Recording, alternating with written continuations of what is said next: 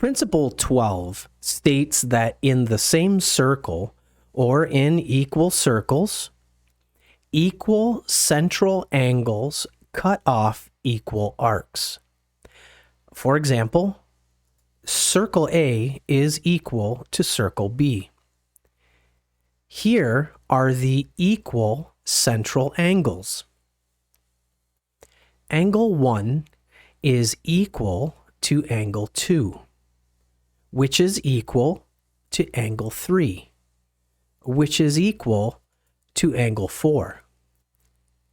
This is the arc cut off by angle 1. The size of each angle is the same, making the arc that is opposite to each angle also the same. As angle 1 increases, so does the length of its arc, as demonstrated here. Angle 2 increases at exactly the same rate as does its arc length. Angle 1 still equals angle 2, and the arc cut off by angle 1 is the same length as the arc cut off by angle 2.